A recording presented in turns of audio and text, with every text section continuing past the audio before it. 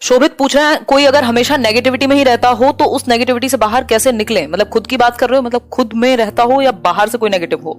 चलो मान लेते हैं कि कोई अगर हमेशा नेगेटिविटी में ही रहता हो तो इसका सिंपल मतलब है कि ओवर थिंकिंग ने घेर लिया इंसान को और वो लूप बन गया है थॉट का कि कोई एक थ्रेड शुरू होता है, किसी ने कुछ कह दिया और आप हर बात से कहीं ना कहीं एक तरीके से ऑफेंड हो जाते हैं खुद के मन में उस चीज को लेके, यार इसने कैसे बोल दिया, या ये लाइफ की सिचुएशन है तो ये चली रही है, वो लूप पे चल रही हैं चीजें, आप उस चक्र से बाहर नहीं आ पा रहे। इसका सिंपल सा मतलब यही है। और दूसरा एक चीज भी है कि बहुत सारी चीजें हैं दुनिया में, अगर हम न्यूज देखें या इंसिडेंट्स देखें तो बहुत कुछ है नेगेटिव होने के लिए, लेकिन फायदा किस चीज में है?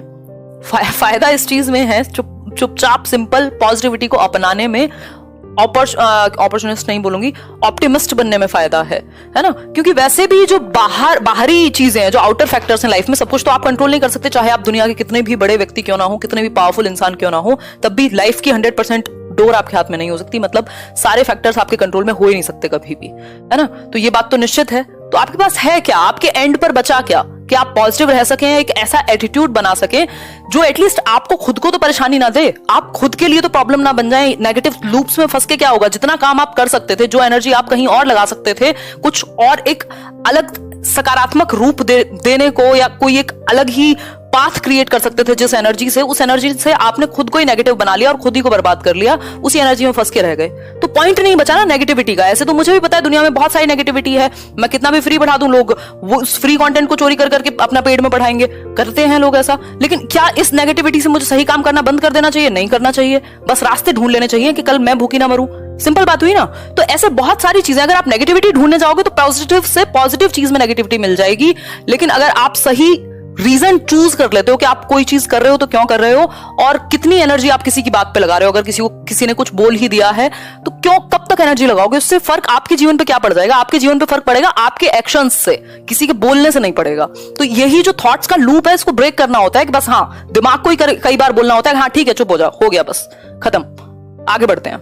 एक्शन पे आओ, और जैसे ही आप एक्शन पे आते हो लाइफ में तो बहुत सारी चीजें अपने आप खत्म होती चली जाती हैं। और ये बात मैं एक्सपीरियंस से कह सकती हूँ कि जैसे ही आप एक्शंस, मतलब सिर्फ एक्शन बहुत बड़ी चीज है।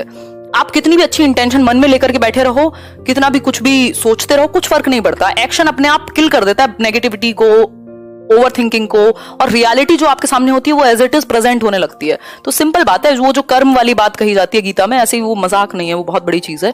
तो हम एक्शन में जो ला सकते हैं उसको उतना करें, और जब हम एक्शन में लाने लगते हैं चीजें तो हमारे पास उतना टाइम नहीं होता कि नेगेटिविटी को हम हावी होने दें। और जब हावी हो तो दिमाग तो आप ही का है ना, कट मारो कि हाँ बस हो गया, ठीक है, इनफ, कुछ और करते हैं। जो काम करने का है वो देखो ना। हर एक सिचुएशन में आप क्या कर सकते हो ये सोचो ना। कोई भी सिचुएशन हो, कितनी भी वर्स्ट हो, मतलब आप किसी की डेथ से ज्यादा और क्या वर्स्ट देखोगे? ये तो और ज्यादा खतरनाक, मतलब ये एक एक्सट्रीम है। ऐसे बहुत सारे एक्सट्रीम्स हो सकते हैं, बट अब हो गया ना, क्या करोगे अब? नेक्स्ट क्या, आप क्या कर सकते हो किसी भी सिचुएशन में? आप यही सोच सकते हो और उस करने पे फोकस करना है, फिर सोचने पे नहीं कि फिर अब मैं सोचता ही रहूं कि 36 चीजें कर सकता हूं। 36 में से एक तो शुरू करो, आगे बढ़ जाओ फिर।